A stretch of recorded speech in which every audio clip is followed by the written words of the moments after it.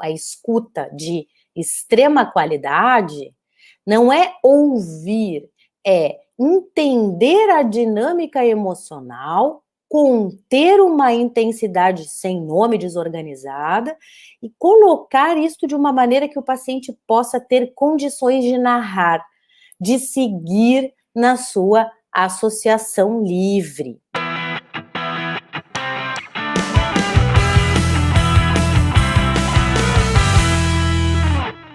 Olá, colega psicóloga, seja muito bem-vinda ao programa EIPSI, um programa para psicóloga conectada com a necessidade de reinvenção da criatividade e também da reinvenção do lugar, do papel de psicoterapeuta na clínica. Hoje a gente vai falar especialmente sobre isso.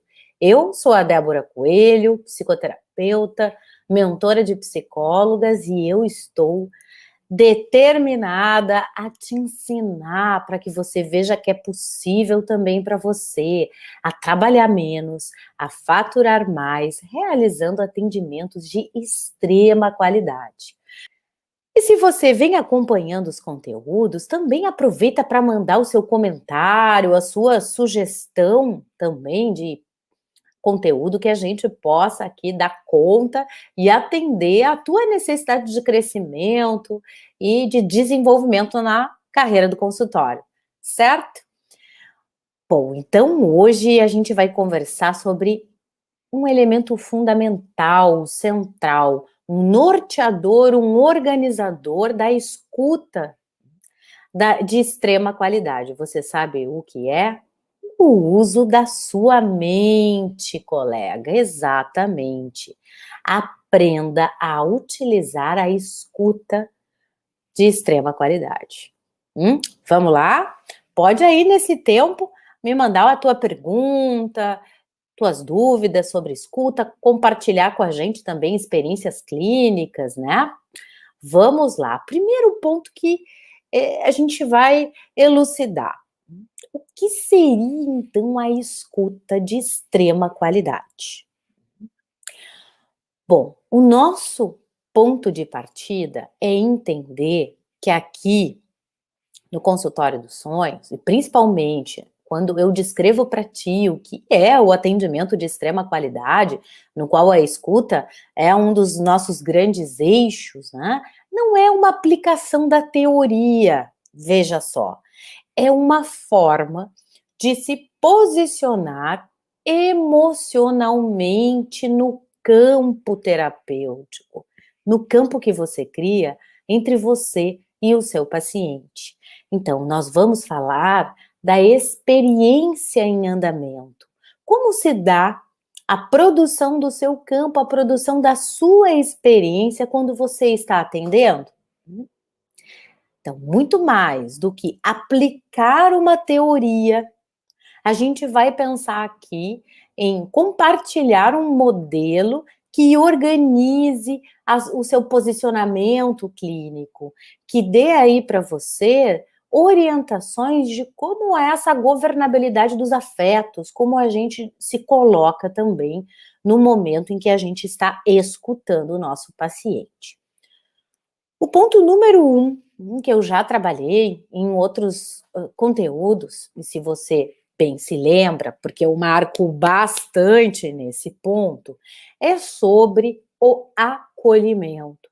Né? Porque a gente sabe que expressões como acolhimento, né, escutativa, enfim, ficaram assim até um tanto banalizados, e é por isso que a gente tem que retomar a importância do acolhimento, porque ele é um estado mental de recepção, veja só, recepção, a todas as camadas emocionais, identificações projetivas que o seu paciente vai emitir enquanto está associando livremente.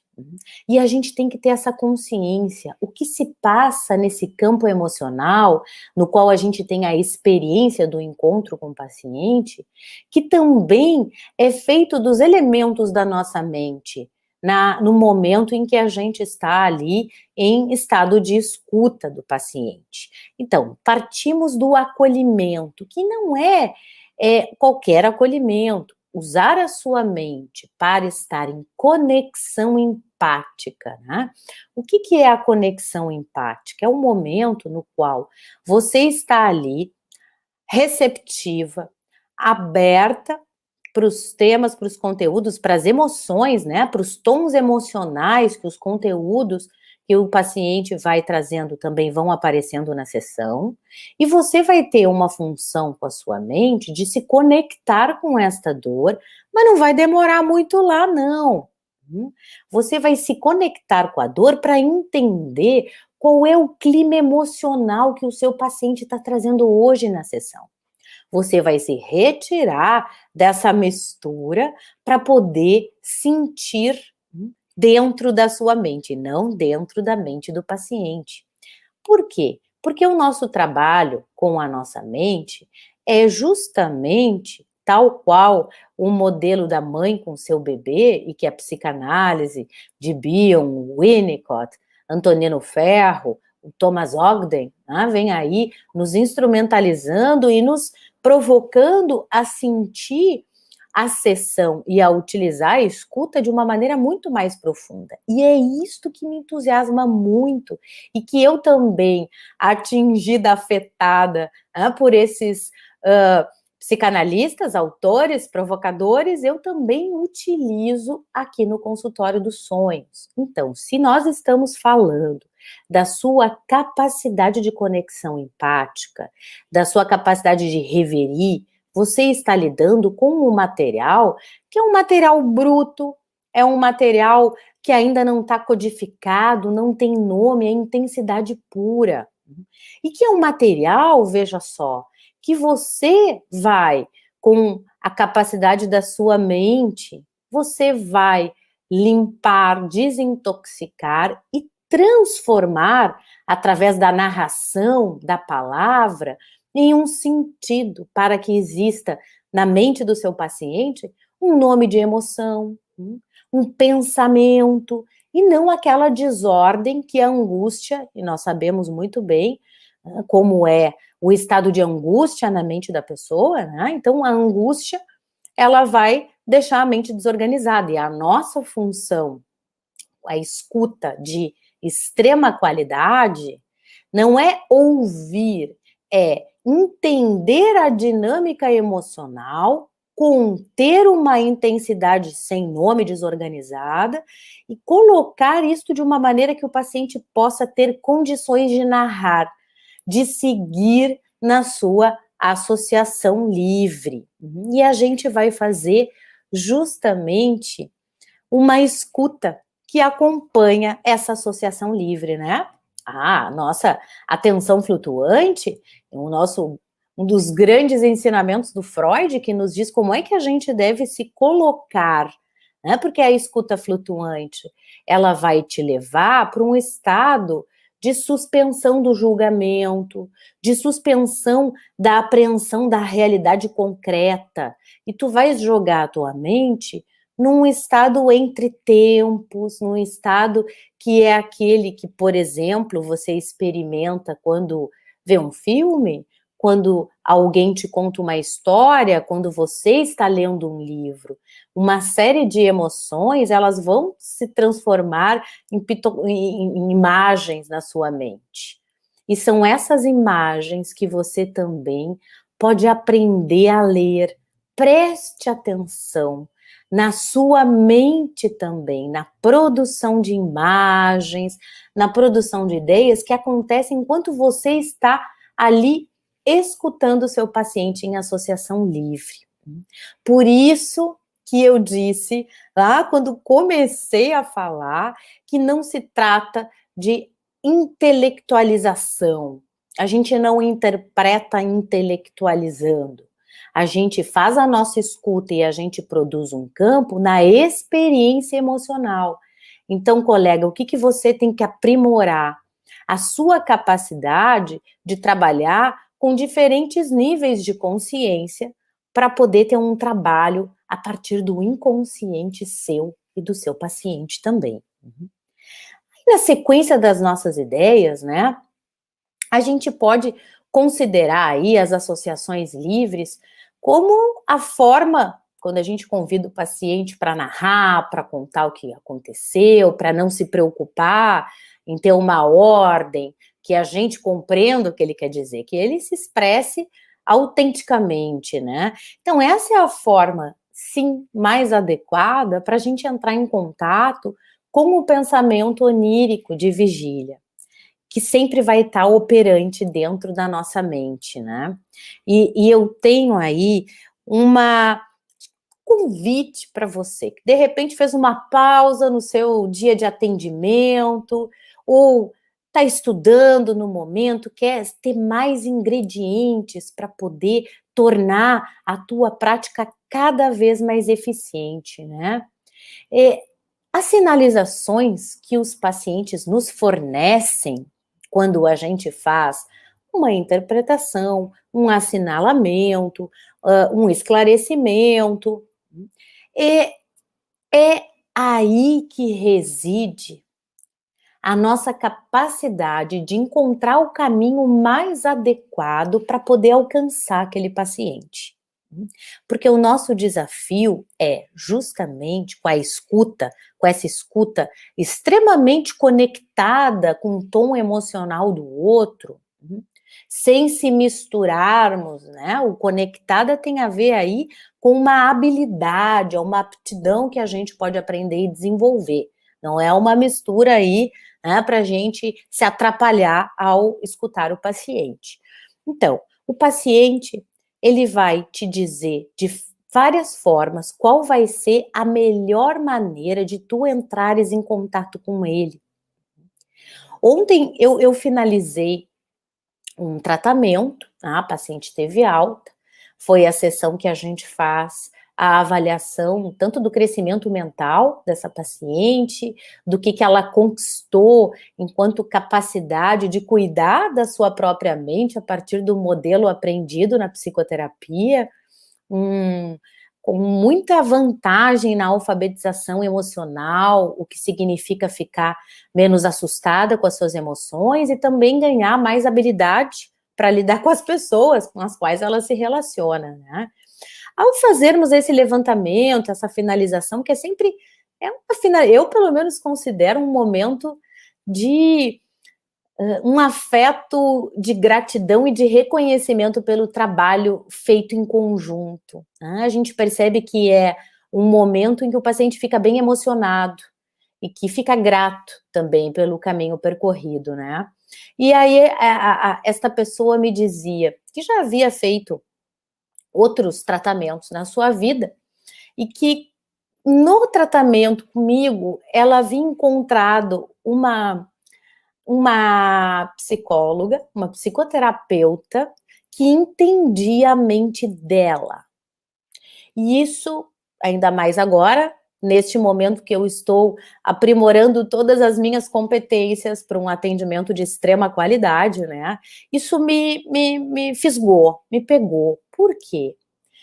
Porque não é que eu tenha uma competência extraordinária, não. É o meu exercício de entrar em contato com a mente daquela pessoa, de entender o que ela necessita, né? Uma orientação, inclusive winnicottiana, como é que a gente oferece, enquanto experiência emocional, aquilo que o paciente deveria ter vivido, mas ficou impedido. Então, essa experiência emocional é uma experiência de aceite dessa pessoa e também de desenvolvimento dessa pessoa.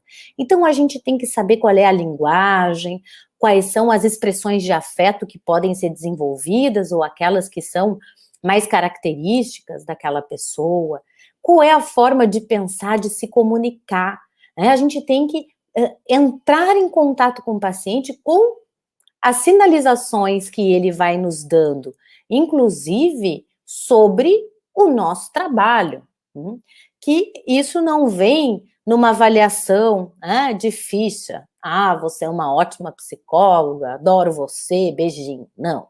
Isso vem a partir do momento, sabe do quê? que você faz o assinalamento e o paciente vai dizer se aquilo que você acabou de dizer, como é que soou para ele. Vou te dar um exemplo para não ficar assim tão místico e etéreo, né? Olha só. A formulação, a maneira como a gente vai interpretar, né, tem diferentes formas, né, e exigem aí essa nossa habilidade, essa afinidade em captar o que se passa com o outro, né? Tem até uma expressão muito conhecida dentro da psicanálise, que é a escuta da escuta, e que ela vai nos dizer que a gente não deve somente refletir sobre como funcionou a mente do paciente após o nosso estímulo, né, interpretativo, por exemplo, mas a gente também tem que refletir sobre como nós funcionamos e como nós podemos funcionar naquele dia com aquele paciente, para poder favorecer o quê? Um número cada vez maior de transformações possíveis, chegando perto da necessidade do seu paciente, chegando perto da palavra ou do esclarecimento que ele necessita para organizar as suas intensidades, as suas emoções, nem emoções ainda, né? As suas sensações mais brutas aí. E aí, Débora, como que a gente faz, né, para ajudar o paciente a tomar consciência do efeito do tratamento, do seu processo de mudança? Perfeito. Isso pode ser sinalizado por você à medida em que você percebe que a pessoa vem realmente tendo muito mais capacidade de expressar os seus sentimentos, de conseguir organizar as intensidades que antes a deixavam sem saber como agir, em plena angústia.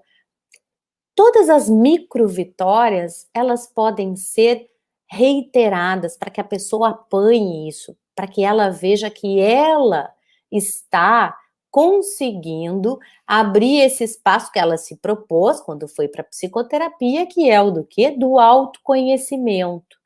Então, reiterar e abrindo, crescendo essa consciência, que é a consciência de conseguir lidar melhor com as emoções, melhor com as pessoas, de ter pensamentos que podem ser mais aliados com a saúde, com a potência de vida, faz com que o seu paciente se sinta capaz de seguir nessa jornada de transformação.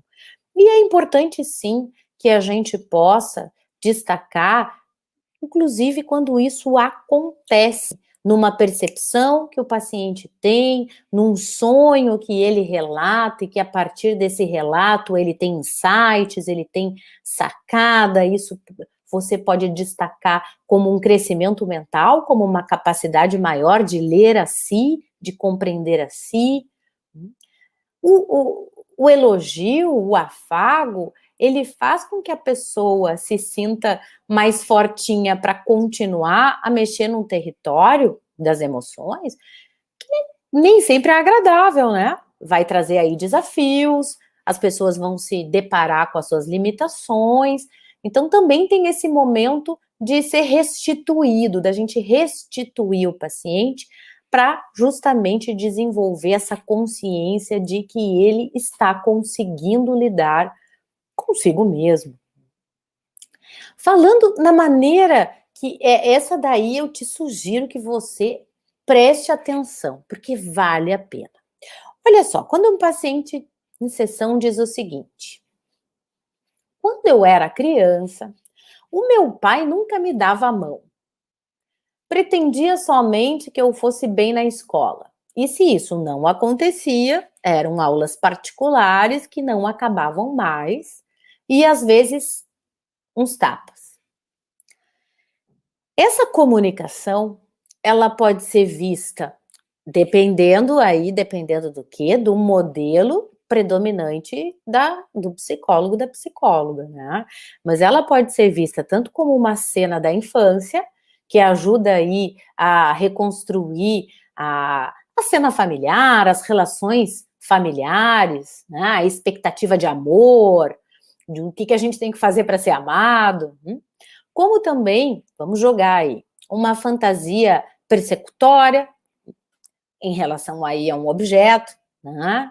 Interno, que é meio frio, prepotente, que também poderia muito bem ser projetado no terapeuta, né? Ou então aí uma descrição pontual do que está acontecendo no aqui e agora daquela cena de psicoterapia. A partir, é claro, do olhar do paciente, do vértice do paciente, da experiência do paciente. Naturalmente, desde a primeira formulação, o paciente sentou e falou contigo. A gente vai ter aí N dezenas, né, de intervenções que podem ser feitas. Por isso que eu não posso dizer assim, isso que você disse está errado. Depende da sua orientação, depende de como você também significa essas comunicações. Podemos, né, compreender tanto. Você pode dizer, se o paciente contou o que eu disse sobre o estudo pai, os tapas e os professores particulares, né? Você pode ir por um caminho que é esse histórico, esse do romance familiar, da relação dessa criança com esse pai, e conectar, por exemplo, com inibições no estudo, vamos supor que esse paciente adulto tem desde criança e mantém. Você pode dizer que, hoje fulana, você prefere estudar com um colega que nunca te apressa e que te respeita no seu jeito, no seu ritmo, nos seus horários, você não quer ninguém que interfira, como foi o pai, como foram os professores particulares, né? Enfim, tem aí vários percursos possíveis e infinitos mundos podem se abrir. Mas, entretanto, por trás de qualquer atitude interpretativa, colega, que você venha a fazer, o que tem aí? Tem uma motivação de cura, né, de transformação. Você pode ser mais freudiana e querer tirar aí o véu do recalcamento, né, ou você pode ser mais voltada a partir de uma orientação winnicottiana para captar a base da angústia, aquilo que ficou sem nome. Ou você pode utilizar aí o quê? A construção que é feita no campo entre você e o seu paciente na construção dessa nova modalidade de pensamento. Porque sim, ao organizar as emoções, ao alfabetizá-las, que aí num sentido bem bonito do Bion, a gente trabalha com material bruto, beta, e vai colocando em alfa, em pensamentos, em emoções, a gente vai sofisticando, dando nome, a gente vai alfabetizando. Então, o crescimento mental, ele é o nosso princípio de desenvolvimento daquela mente, ter mais autonomia na gerência de si. Por isso que o paciente, como a minha ontem, vai ganhar alta. Em algum momento o paciente também vai ir embora, porque você e ele, olha que maravilha, cumpriram os objetivos daquele crescimento mental.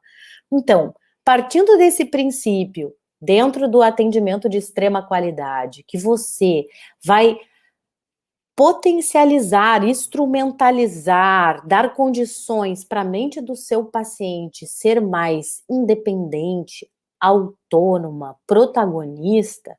Então, é um processo interessante trabalhar no sentido da relação de vocês, no sentido do aqui e agora, no sentido de prestar atenção quando o paciente, ele pode dizer assim, depois de uma intervenção sua, nossa, sabe que ontem eu fui lá na casa da minha tia fulana, que costuma ser tão afetiva, mas ela estava muito ríspida, até me tratou mal, fui embora mais cedo porque achei que ela nem queria minha companhia. O paciente está falando da tia? Ou é o tom emocional que ele está expressando sobre o que está acontecendo com vocês? Você acabou de dizer algo interpretativo, algum assinalamento, alguma consideração para o seu paciente, ele disse assim, ah, foi legal? Não.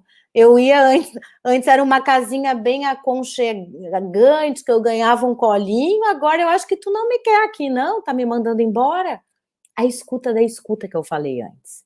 Então, o paciente vai te ensinando, ah, esse caminho não. Esse caminho que tu estás fazendo me levou lá para uma experiência ruim, que eu não me senti amado. Não, olha, o paciente pode te dizer outra coisa, ele pode te dizer logo em seguida, sabes que ontem eu consegui ficar tranquila depois de muito tempo? Olha aí, o paciente está dando um retorno para você, que é assim, continua, vai nessa linha que tu tá chegando perto de mim, hein? Né? Aquela brincadeira que a gente pode fazer, tá perto ou tá longe? Ou até uma pergunta efetiva que você pode fazer para o seu paciente, ao final da sessão. E hoje, como nós trabalhamos? Do modo como trabalhamos hoje, você se sentiu mais perto de mim ou mais distante de mim? Então, perceba, o atendimento de extrema qualidade que usa uma escuta que é de conexão, ela vai trabalhar com o desenvolvimento da relação. Porque é a relação, é o estar em relação, trabalhando dificuldades das emoções, de nomeação, de interação, que o crescimento do seu paciente vai acontecer. E aí, é claro que nesse campo, a gente vai usar também um elemento que faz com que a escuta se torne mesmo de extrema qualidade. Você sabe que técnica é essa? Tem um palpite? Se você já me escuta há algum tempo, sim, você sabe que eu estou falando da interpretação dos sonhos. E estou falando também que qualquer frase, relato, acontecimento, expressão que o seu paciente venha dizer, você também pode ler como um sonho. O que o sonho nos faz? Primeiro, quando você escuta um relato de um sonho, o que acontece com a sua mente? Produção de imagens. Você também devaneia a partir das imagens que sua mente cria com o relato do paciente? Ah, é esse estado mental que nos interessa. Por quê? Porque eu não estou falando daquela mente do terapeuta, e isso acontece muito no nosso início clínico, né? Em que a gente fica tão pressionado por nós mesmos, pelos supervisores, né, pelo dinheiro que a gente tem que ganhar no mês para satisfazer o paciente, em captar dados históricos, para captar o que será que a pessoa quis dizer, e ficar num nível muito mais da consciência, de aderência àquele relato, ou de preocupação, o que é normal, tá? A preocupação que às vezes nem escuta muito bem o que o paciente está dizendo, porque você está preocupada em ter que dizer algo logo depois. E aí, o que será que você vai dizer? Então, você está mais preocupada com o seu desempenho durante a sessão. E à medida em que a gente vai praticando, e se aprimorando, buscando recursos para se aprimorar também, a nossa escuta, ela vai ficando menos pautada na realidade do discurso e mais envolvida com o campo emocional, imagético, esse campo de sensações e de possíveis pensamentos que está sendo produzido ali, enquanto o seu paciente conta o relato do sonho.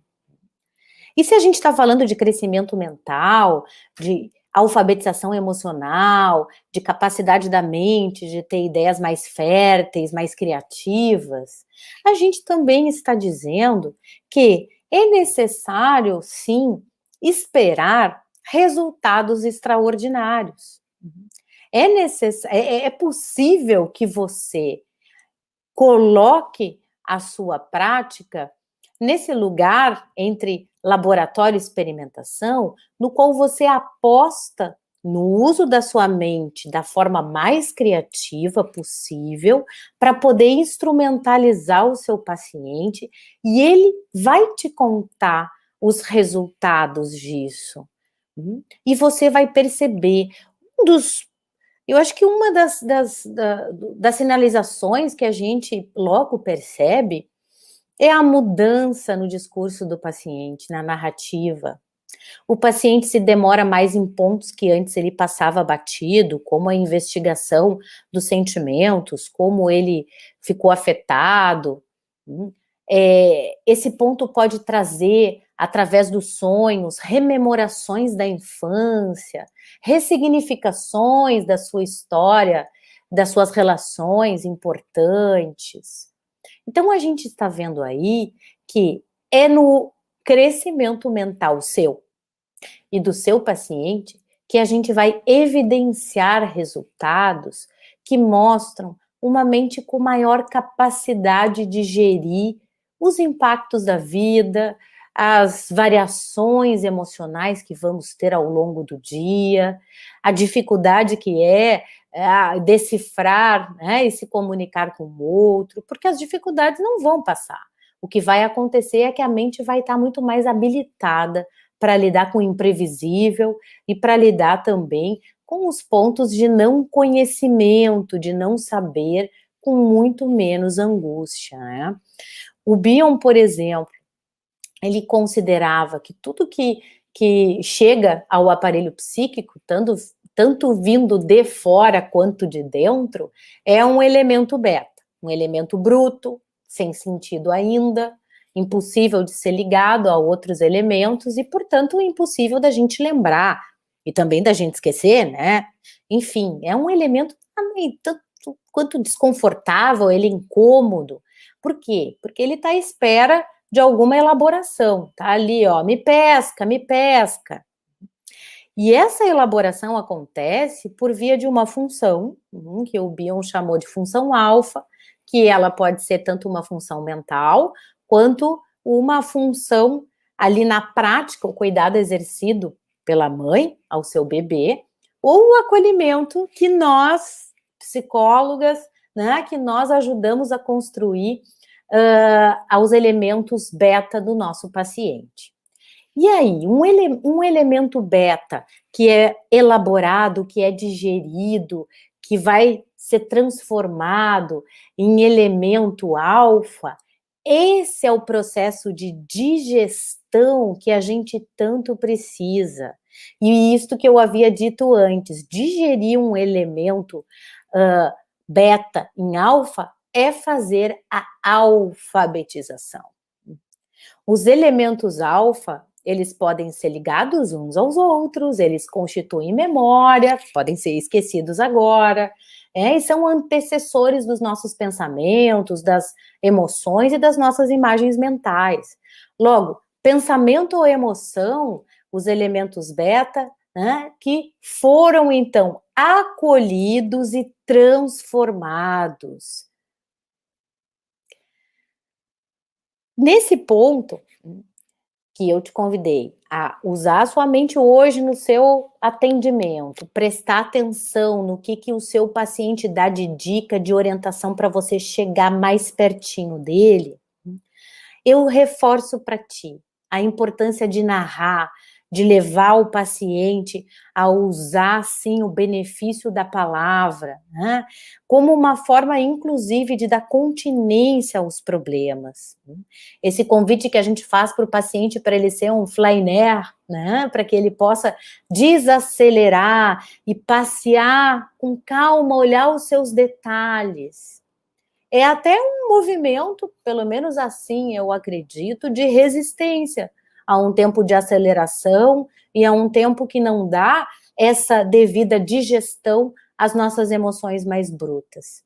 Então, o atendimento de extrema qualidade, ele vai precisar, sim, da sua melhor escuta, uma escuta direcionada, não essa realidade rame-rame, como eu chamo do dia a dia, mas sim a níveis mais profundos de comunicação, interação e envolvimento da sua mente com a mente do paciente, tá bem? Então, um abraço para você e ótimo dia de trabalho!